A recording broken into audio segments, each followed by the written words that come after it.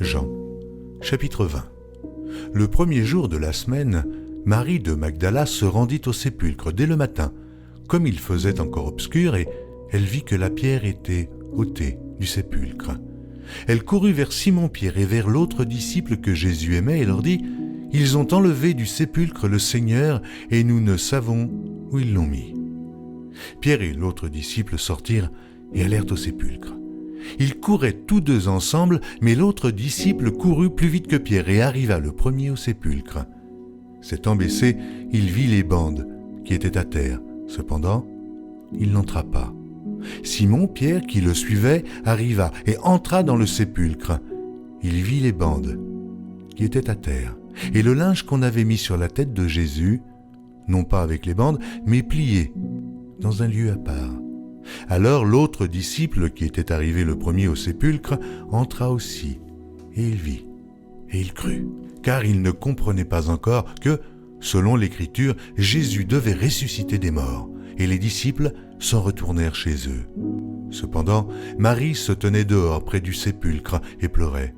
Comme elle pleurait, elle se baissa pour regarder dans le sépulcre, et elle vit deux anges vêtus de blanc, assis à la place où avait été couché le corps de Jésus, l'un à la tête, l'autre aux pieds. Ils lui dirent « Femme, pourquoi pleures-tu » Elle leur répondit « Parce qu'ils ont enlevé mon Seigneur, et je ne sais où ils l'ont mis. » En disant cela, elle se retourna, et elle vit Jésus debout.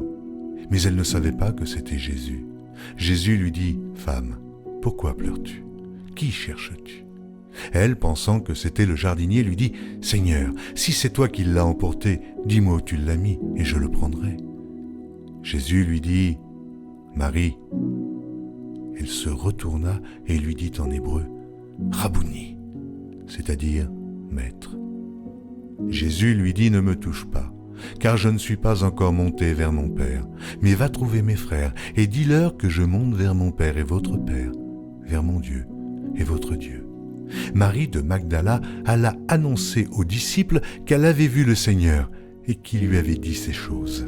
Le soir de ce jour, qui était le premier de la semaine, les portes du lieu où se trouvaient les disciples, étant fermées à cause de la crainte qu'ils avaient des Juifs, Jésus vint, se présenta au milieu d'eux et leur dit « La paix soit avec vous. » Quand il eut dit cela, il leur montra ses mains et son côté.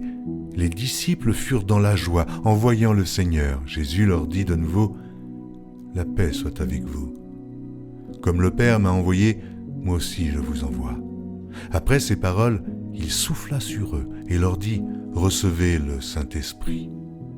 Ceux à qui vous pardonnerez les péchés, ils leur seront pardonnés. Et ceux à qui vous les retiendrez, ils leur seront retenus. » Thomas, appelé Didyme, l'un des 12, n'était pas avec eux lorsque Jésus vint. Les autres disciples lui dirent donc « Nous avons vu le Seigneur », mais il leur dit « Si je ne vois dans ses mains la marque des clous, et si je ne mets mon doigt dans la marque des clous, et si je ne mets ma main dans son côté, je ne croirai point. » 8 jours après, les disciples de Jésus étaient de nouveau dans la maison et Thomas se trouvait avec eux. Jésus vint. Les portes étant fermées, se présenta au milieu d'eux et dit « La paix soit avec vous. » Puis il dit à Thomas « Avance ici ton doigt et regarde mes mains. Avance aussi ta main et mets-la dans mon côté et ne sois pas incrédule, mais crois. » Thomas lui répondit « Mon Seigneur et mon Dieu. » Jésus lui dit « Parce que tu m'as vu, tu as cru. Heureux ceux qui n'ont pas vu et qui ont cru. » Jésus a fait encore en présence de ses disciples beaucoup d'autres miracles qui ne sont pas écrits dans ce livre. Mais ces choses ont été écrites afin que vous croyiez que Jésus est le Christ, le Fils de Dieu, et qu'en croyant, vous ayez la vie en son nom.